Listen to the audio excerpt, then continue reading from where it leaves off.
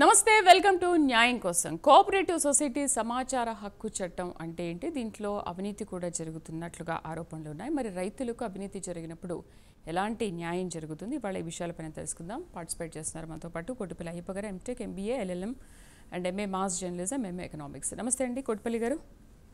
నమస్తే madam. Cooperative society సమాచార హక్కు చట్టం అంటే ఏంటి, అసలు ముందుగా దాని గురించి తెలియజేస్తారా? ఈ ఆర్టీఐ 2005 యాక్ట్ అనేది దీనికి వర్తిస్తుందా లేదా? సమాచారపు హక్కు చట్టం అనేది పబ్లిక్ అథారిటీ సెక్షన్ 2H ప్రకారం ఏదైతే సంస్థ ప్రభుత్వ ఆర్థిక లావాదేవీలతో ముడిపడి ఉంటుందో అవన్నీ పబ్లిక్ అథారిటీగా గుర్తించవచ్చు అండి. వాటిపైన ప్రతి దేశంలో ఉండేటువంటి ప్రతి పౌరుడు కూడా సమాచారపు హక్కు చట్టం ద్వారా ఆ విషయాల్ని తెలుసుకునేటటువంటి హక్కు అయితే ఉందండి. అది ఫండమెంటల్ రైట్స్ ఆర్టికల్ 19(1)A ప్రకారం కూడా అది ఒక హక్కు కింద, ప్రాథమిక హక్కుల్లో ఒక హక్కు కింద కూడా సమాచారపు హక్కు చట్టాన్ని పరిగణించవచ్చు. ఖచ్చితంగా కోఆపరేటివ్ సొసైటీస్ ఏదైతే ఉందో సెక్షన్ 2H ప్రకారం ఖచ్చితంగా పబ్లిక్ అథారిటీ కాబట్టి దాని మీద సమాచారపు హక్కు చట్టం అనేది వర్తిస్తుంది. ఈ మధ్యన కోఆపరేటివ్ సొసైటీస్ మీద మన ఆంధ్ర రాష్ట్ర ప్రభుత్వం కూడా 5-man కమిటీ అనేది ఒకటి ఏర్పాటు చేసింది. చాలా సొసైటీల్లో మాన్యువల్ గా రికార్డులు మెయింటైన్ చేయడం వల్ల చాలా అవకతవకలు జరుగుతున్నాయని, ఆ మాన్యువల్ రికార్డ్స్ వల్ల రైతులకి చెందాల్సినటువంటి రాయితీలు, సబ్సిడీలు, ఇన్సెంటివ్ సబ్సిడీలు, అలాగే లాభాలు పంచట్లేదని సుదీర్ఘ కాలం నుంచి కూడా సొసైటీస్ మీద అన్యాయం జరుగుతుంది అనేది ఒక వాస్తవం అయితే ఉంది. దాని ప్రకారంగా కొన్ని సొసైటీస్ మీద కూడా ఈ మధ్యన 51 అనేది ఎంక్వైరీ అనేది జరిగింది.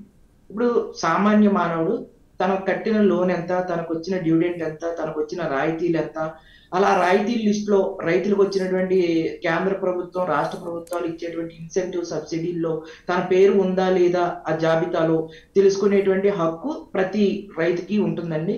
కోఆపరేటివ్ సొసైటీస్ అనేవి పూర్తిగా ప్రైవేట్ కాదండి, అది పూర్తిగా గవర్నమెంట్. ఇప్పుడు MACS అంటే ఏంటంటే ఎయిడెడ్ కోఆపరేటివ్ సొసైటీస్ మాత్రమే సమాచారపు హక్కు చట్టం వర్తించదండి. 2013 సుప్రీంకోర్టు ఒక జడ్జిమెంట్ ఇచ్చింది, కేరళ వర్సెస్ సుప్రీంకోర్టు. ఆ జడ్జిమెంట్ లో తలపాకం సొసైటీ లిమిటెడ్ అని చెప్పి ఒక జడ్జిమెంట్ అయితే ఇచ్చింది. ఆ జడ్జిమెంట్ లో కోఆపరేటివ్ సొసైటీస్ అనేవి సమాచారపు హక్కు చట్టం పరిధిలోకి రావు అని చెప్పి చాలా వరకు ఆంధ్ర రాష్ట్రంలో ఏ సొసైటీ మీద మనం అడిగినా కూడా సమాచారపు హక్కు చట్టం అనేది సొసైటీలు ఇవ్వటం లేదండి. యాక్చువల్గా సొసైటీ అనేది పూర్తిగా దానికి వచ్చేటువంటి గ్రాంట్లు కానీ, రాయితీలు కానీ, సబ్సిడీలు కానీ దాని మీద ఇప్పుడు 3-man కమిటీ అనేది ఇప్పుడు కోఆపరేటివ్ సొసైటీస్ వేశారు. ప్రభుత్వం ఒక జీవోని పొందుపరిచి ఆ జీవో ప్రకారం ప్రభుత్వ ఉత్తర్వుల మేరకు మాత్రమే నియామకాలు జరుగుతూ ఉన్నాయండి. ఈ రకంగా ప్రభుత్వం ఇచ్చినటువంటి జీవోలు అనుసంధానంగా జరుగుతున్నాయి కాబట్టి పూర్తి స్థాయిలో పబ్లిక్ అథారిటీ కిందే మనం కోఆపరేటివ్ సొసైటీస్ ని పరిగణించాలి. అది కాకుండా 1946 RBI యాక్ట్ ఏదైతే ఉందో ఆ యాక్ట్ లో కూడా క్షుణ్ణంగా ఉన్నది ఏంటంటే, ప్రభుత్వ రంగ సంస్థలు RBI కింద పనిచేసేటువంటి ప్రభుత్వ రంగ బ్యాంకులు ఏవైతే ఉన్నాయో అవి ఫండింగ్ ఇచ్చేటువంటి సంస్థలు కూడా సమాచారపు హక్కు చట్టంలోకి వస్తుంది అని చెప్పి 2016లో సుప్రీంకోర్టు కూడా మనకు ఒక జడ్జిమెంట్ ఇవ్వడం జరిగిందండి.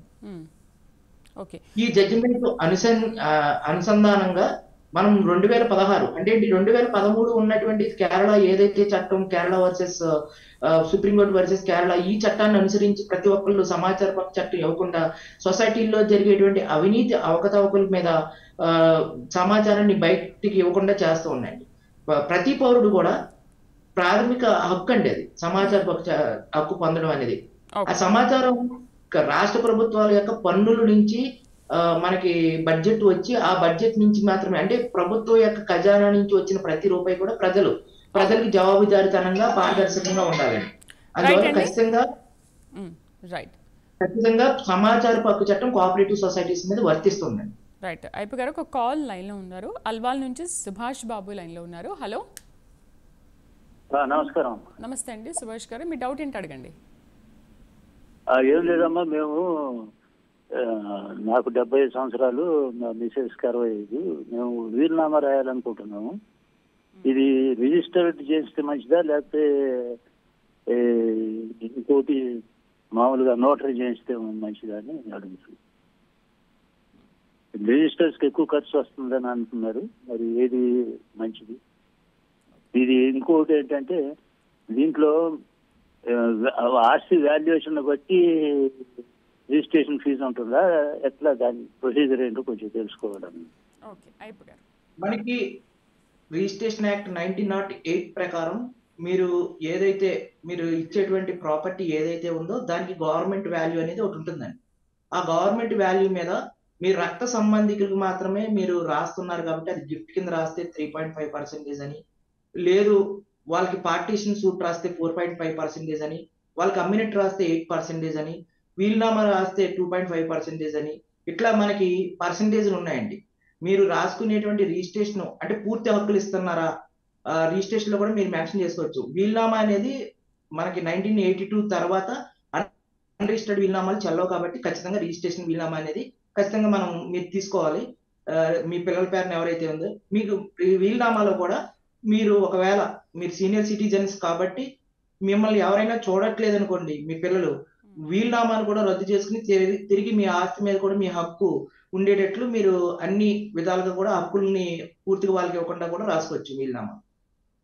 దీనికి గవర్నమెంట్ స్టాంప్ డ్యూటీ అనేది మీకు అక్కడ ప్రాపర్టీ వాల్యూ బట్టి ఉంటుందండి. అది ఒకవేళ హౌస్ అనుకోండి దానికి 1100, ఇప్పుడు తెలంగాణ ఆంధ్ర వేరు కాబట్టి ఇప్పుడు ఆంధ్రప్రదేశ్ లో మనం చూసుకున్నట్లయితే మనకి గజం ఇంత రేట్ అని ఉంటుంది. సిటీస్ లో అయితే డిఫరెంట్ ప్లేసెస్ లో డిఫరెంట్ గా ఉంటుందండి. అక్కడ రిజిస్ట్రేషన్ వాల్యూ ఉంటుంది. ఆ రిజిస్ట్రేషన్ వాల్యూ మీద మీరు పర్సంటేజ్ కట్టుకుని మీరు రిజిస్ట్రేషన్ చేయించుకోవాలండి మీ పిల్లలు ఇద్దరు పేరుని వీలునామా. రైట్, విజయవాడ నుంచి గౌతమ్ లైన్ లో ఉన్నారు కాలర్. హలో హలో గౌతమ్ గారు, చెప్పండి మీ డౌట్ ఏంటి, అడగండి. అండి, మా నాన్నగారు యాక్చువల్ గా ఒక లిస్టెడ్ కంపెనీలోనే పనిచేస్తున్నారండి 1 year బ్యాక్. కానీ అంటే అది BTPS ప్రాజెక్ట్ ఉంది కదా, అది ఎక్స్టెన్షన్ ప్రాజెక్ట్ అన్నమాట. కానీ దాంట్లో మనకి కంపెనీ సరిగ్గా సాలరీస్ పే చేయకపోవడం వల్ల డాడీ రిజైన్ చేయాల్సి వచ్చింది. చేసిన తర్వాత 1 year అయినా సరే ఇప్పటివరకు గ్రాట్యుటీ కానీ శాలరీస్ ఆల్మోస్ట్ 3-4 నెలలు ఉన్నాయండి, అవి కూడా రాలేదు. దాంతో పాటు లీవ్ ఎన్కాష్మెంట్, F&F కూడా ఏం ప్రాసెస్ అవ్వదు. యాక్చువల్ లేబర్ కమిషనర్ కంప్లైంట్ చేశాము, అక్కడ కూడా వాళ్ళు వచ్చి అదే ఏమీ సెటిల్మెంట్ కి రాలేదు. సో ఇప్పుడు ఎలా ప్రొసీడ్ అయితే మనకి ఆ డబ్బులు అనేవి తొందరగా వస్తాయనేది మీ అదండి. మీ నాన్నగారికి బ్యాంక్ ద్వారాగా ట్రాన్సాక్షన్ జరిగితే మీరు బ్యాంక్ స్టేట్మెంట్ అనేది తీసుకోవాలి. రిజైన్ లెటర్ మెయిల్ ద్వారా పంపిస్తే మెయిల్ ప్రూఫ్ ఎప్పుడైతే రిజైన్ చేశారో ఆ రిజైన్ చేసే నాటికి ఎంత జీతం అయితే మీ నాన్నగారికి బకాయి అయితే ఉందో ఆ నాటికి PF, ప్రొవిడెంట్ ఫండ్, అలాగే గ్రాడ్యుటీ ఏదైతే బెనిఫిట్స్, రిటైర్మెంట్ బెనిఫిట్స్ ఏదైతే ఉన్నాయో అది వాలంటరీగా ఇచ్చినటువంటి రిటైర్మెంట్ కాబట్టి దానికి వచ్చినటువంటి బెనిఫిట్స్ ఏదైతే ఉన్నాయో ఆ బెనిఫిట్స్ అన్నిటి మీద మీరు ఖచ్చితంగా ప్రొవిడెంట్ ఫండ్ అనేది మీరు డైరెక్ట్ గానే మీరు తీసుకోవచ్చు అండి, మీరు అప్లై చేసుకుని కంపెనీ మీద. మిగతా మీకు శాలరీ అవి అయితే లేబర్ కోర్టులో మీరు దాఖలు చేసుకోవాలి. కార్మిక చట్టాలు మనకి ఏదైనా శాలరీలు ఇవ్వకపోవడం కానీ, జీవన భృతి అనేది 8 గంటలు ఉండటం అని ఇటువంటి మనకి చట్టాలు ఉన్నాయి. ఆ చట్టాన్ని మీరు అనుసరించి మీ నాన్నగారు సర్వీస్ ఎంత ఉంది, ఇంకా ఎంత జీతం రావాలి, ఈ ఎంతైతే పెండింగ్ లో ఉందో దాని మీద మీరు ఒక సూట్ ఫైల్ చేసుకోవాలండి లేబర్ కోర్టులో. ఖచ్చితంగా సూట్ ఫైల్ చేసుకుని కంపెనీ మీద మీరు వాద్యం వేస్తే ఖచ్చితంగా మీ డబ్బులు అనేది మీకు వస్తాయండి. రైట్, మెదక్ నుంచి శ్రీనివాస్ లైన్ లో ఉన్నారు కాలర్. Hello madam. శ్రీనివాస్ గారు, మీ డౌట్ ఏంటి, అడగండి. మేడం, ఇప్పుడు కేసు కొట్టివేయబడి ఉంటే దాన్ని రీఛార్జ్ చేసి హైకోర్టులో వేయచ్చా? అంటే మనకు టైం ఉంటుందండి. ఇప్పుడు కోర్టు అనేది జడ్జిమెంట్ ఇచ్చిన తర్వాత ఇన్ని సంవత్సరాలు కానీ కొన్ని కేసులు అయితే మినిమం 6 నెలల లోపల మీరు అప్పీల్కి వెళ్ళాలండి. కింద కోర్టు ఏదైనా జడ్జిమెంట్ ఇస్తే 6 నెలల లోపల మీరు అప్పీల్కి వేయాలి. అప్పీల్కి వేయకపోతే మీరు ఆ జడ్జిమెంట్ని అంగీకరించినట్టు అని అర్థం అండి. అయితే అయ్యప్ప గారు, ఈ సొసైటీల్లో కూడా భారీగా అవినీతి అక్రమాలు జరుగుతున్నట్టుగా కూడా మాట్లాడుతున్నారు కదా. అయితే ఇలాంటివి జరిగినప్పుడు రైతులకు ఏ విధంగా న్యాయం జరుగుతుంది, కేసులు కూడా ఏ విధంగా వేయాలంటారు? ఇప్పుడు కోఆపరేటివ్ ట్రిబ్యునల్ అని చెప్పి మనకి ఆంధ్రప్రదేశ్ లో చూసుకున్నట్లయితే విజయవాడ, విశాఖపట్నం ట్రిబ్యునల్స్ అనేవి ఏర్పాటు చేయడం జరిగింది. ఉమ్మడి ఆంధ్రప్రదేశ్ లో వరంగల్, హైదరాబాద్ లో కూడా ట్రిబ్యునల్స్ అనేవి ఉన్నాయి. దీనికి ప్రత్యేక న్యాయస్థానం ఉన్నదండి ట్రిబ్యునల్ కోర్ట్ అనేది. మనం ట్రిబ్యునల్ కోర్ట్ ని ఆశ్రయించవచ్చు. మనకి ఏదైనా అవకతవకలు జరిగినప్పుడు మన ఫోరెన్సిక్ సైన్స్ ల్యాబ్ ద్వారా ఎవరైనా నిరక్షరాస్యులు, రైతులు ఎక్కువ మంది నిరక్షరాస్యులే ఉంటారు, వాళ్ళు వేలిముద్రలు వేసేసి లోన్లు ఎవరైనా పొందినట్లయితే వాళ్ళ వేలిముద్రని ఫింగర్ ప్రింట్స్ బ్యూరో అని చెప్పి ఫోరెన్సిక్ సైన్స్ ల్యాబ్ దగ్గరికి మనం పంపిస్తే ఆ రిపోర్ట్ ఆధారంగా మనం ట్రిబ్యునల్ కోర్టుని ఆశ్రయించి అలాగే ప్రొడక్షన్ ఆఫ్ రికార్డు, ఏదైతే ప్రొడక్షన్ ఆఫ్ రికార్డ్ ని మనం ట్రిబ్యునల్ కోర్టులో మనం వేసుకున్నట్లయితే రికార్డుని కూడా ప్రొటెక్ట్ చేసి ఆ రికార్డులో తను వెరిఫై చేస్తారు. దాన్ని బట్టి మనకు ట్రిబ్యునల్ కోర్టు ద్వారా న్యాయం జరుగుతుంది. అదే ఎక్కువ మంది రైతులు అంటే ఒక వ్యక్తి కాదు, కొంత సమూహమైనటువంటి రైతులు కనుక వాళ్ళు వడ్డీ రాయితీలు ఇవ్వట్లేదని లేకపోతే లాభాలు పంచట్లేదని ఏదైనా కోఆపరేటివ్ సొసైటీస్ మీద భారీ ఎత్తులో ఎలిగేషన్స్ వచ్చినప్పుడు ఆ రైతులందరూ కూడా 1/3 మెజారిటీ రైతులందరూ కూడా ఖచ్చితంగా ట్రిబ్యునల్ కాకుండా ఏదైతే జిల్లా కోఆపరేటివ్ ఆఫీసర్, ఏదైతే register and district cooperative officer ఎవరైతే ఉన్నారో వాళ్ళకి రిజిస్టర్కి వారికి ఫిర్యాదు చేసి ఆధారాలని మీకు ఇచ్చినటువంటి రసీదులు ఇవన్నీ ఆధారాలు సమర్పిస్తే వాళ్ళు సుమోటోగా 51 ఎంక్వైరీ వేసేటువంటి అవకాశం ఉంది.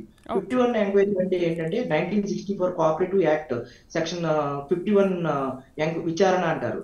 అసలు ఆ సంవత్సరం సంస్థ ఎంతమందికి లోన్లు ఇచ్చింది, ఎంతమందికి లాభాలు పంచుతున్నారు, ఎంత లాభం వచ్చింది, ఎన్ని ప్రభుత్వం నుంచి ఎంతమందికి లబ్ధిదారులకి రాయితీలు వచ్చినాయి, ఆ రాయితీలు ఎవరెవరికి జమ చేశారు, వాళ్ళు సంతకాలు వాళ్ళే పెట్టారా, వీటి మీద క్షుణ్ణంగా లోతైన దర్యాప్తు చేస్తూ ఉంటారు. దీన్నే 51 ఎంక్వైరీ అంటారండి. ఇందులో ఆడిట్ ఆఫీసర్లు కూడా పాల్గొంటారు ప్రభుత్వం తరపు నుంచి.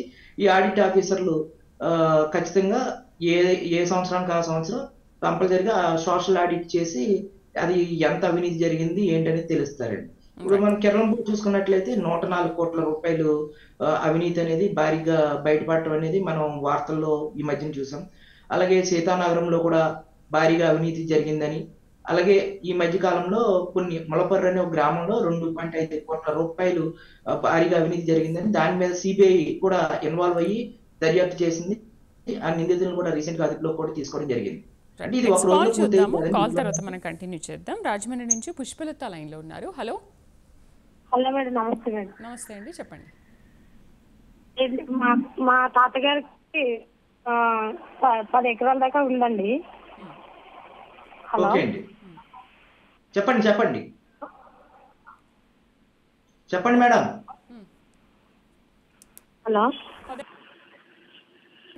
హలో మేడం, చెప్పండి.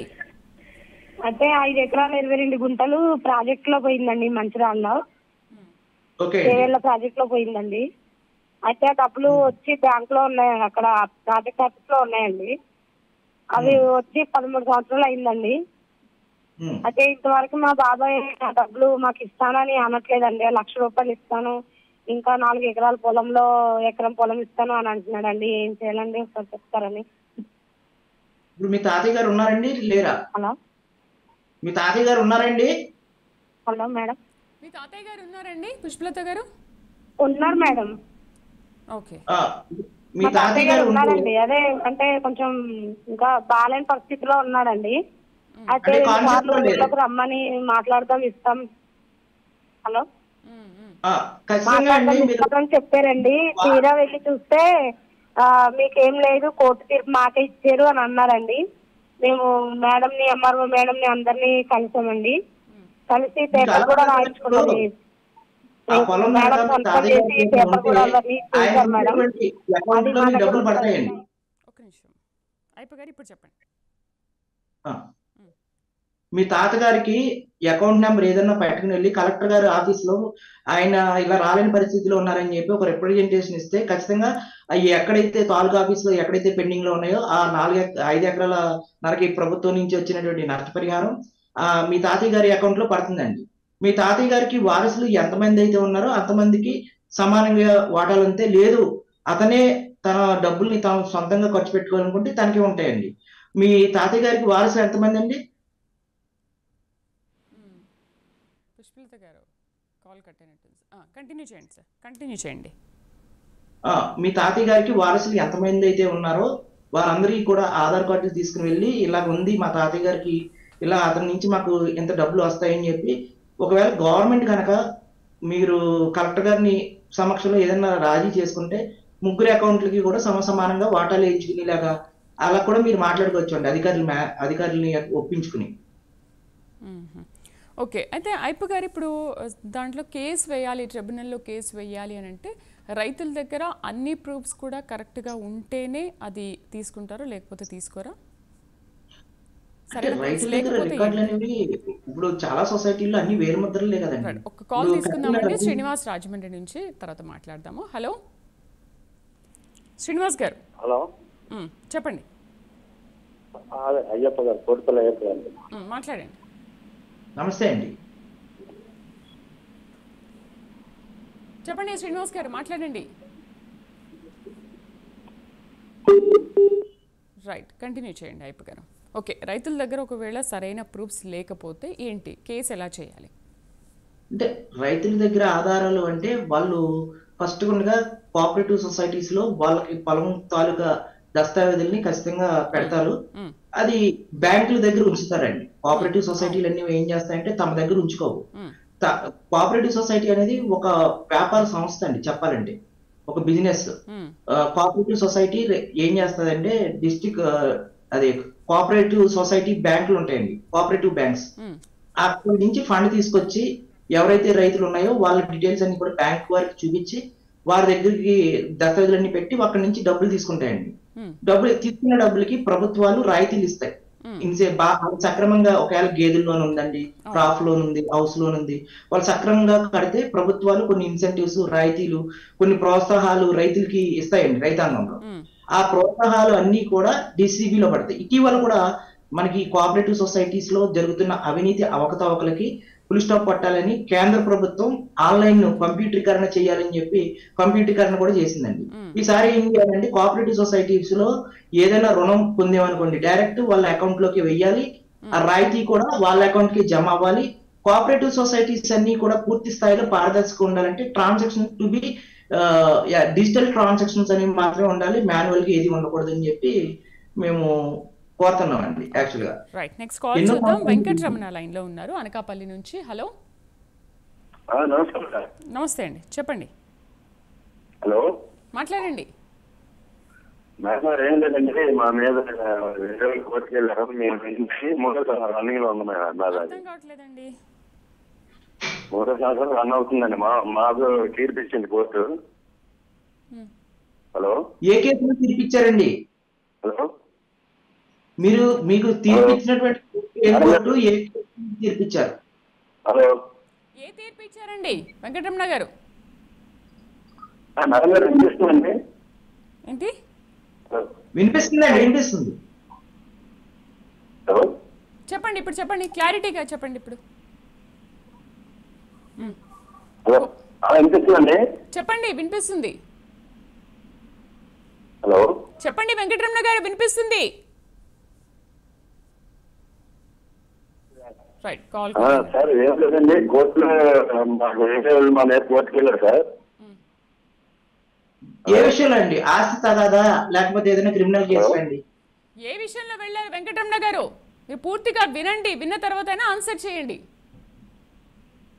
ఇన్విటేషన్ లేదు, నేను అన్ని నుంచి ఆడాలనుకున్నాను సార్. ఏ విషయంలో మీ పైన మీ ప్రత్యర్థులు కోర్టుకు వెళ్ళారండి?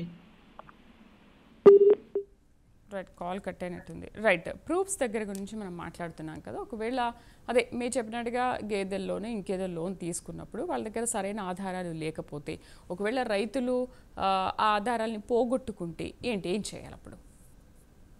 ఆధారాలు పోగొట్టుకుంటే అండి మనకి ఒక రసీదు ఇస్తుందండి. ఏది కోఆపరేటివ్ సొసైటీలో మనం కట్టినప్పుడు ప్రతి దానికి రసీదు ఇస్తుంది. దాని మీదే కూడా ఏది ఎంత అనేది రాస్తారండి. కానీ అలా మాన్యువల్ గా రాసిన రసీదులు ఇన్ కేస్ కోఆపరేటివ్ సొసైటీలో ఏదో తప్పిదం వల్ల రైతు దగ్గర పోగొట్టుకున్నాడు, మళ్ళీ రైతు వెళ్ళి సార్ నేను లాస్ట్ వాయిదా కట్టేశాను అంటారు. అబ్బాయి మీరు కట్టలేదు, లాస్ట్ వాయిదా అని చెప్పి ఒకవేళ సొసైటీ సెక్రటరీ కానీ ఎవరైనా అధికారులు కానీ అబద్ధాలు ఆడితే అప్పుడు మళ్ళీ మనం ఎప్పుడు కట్టాము ఏం కట్టాము అని చెప్పి దాని మీద మనం వివరణ కోరేటువంటి ఉన్నత స్థాయి అధికారులకు కూడా ఫిర్యాదు చేయొచ్చు. మా లోన్ ఎంత రాయితీ వస్తుంది, ఎంత సబ్సిడీ వస్తుంది, నేను ఎప్పుడెప్పుడు కట్టాను, ఆ డీటెయిల్స్ అన్ని కూడా రికార్డ్ మెయింటైన్ చేస్తారు వాళ్ళు. ఆ డీటెయిల్స్ అన్ని కూడా కోరి మనం అడగొచ్చు అని. Okay, right. ఇవాళ కోఆపరేటివ్ సొసైటీలో జరుగుతున్న అవినీతి అక్రమాలు అండ్ రైతులకు ఇలాంటి మోసాలు జరిగినప్పుడు ఏ విధంగా కేసు వేయాలి, ఎలాంటి పరిష్కారాలు ఉంటాయి అనే విషయాల గురించి చాలా చక్కగా వివరించారు ఆడియన్స్ అందరికీ కూడా. రైట్, కోటిపల్లి గారు, థ్యాంక్ యూ వెరీ మచ్. ఇది వాళ్ళ న్యాయం కోసం. వచ్చే వారం మరొక అంశంతో మళ్ళీ కలుద్దాం. నమస్తే.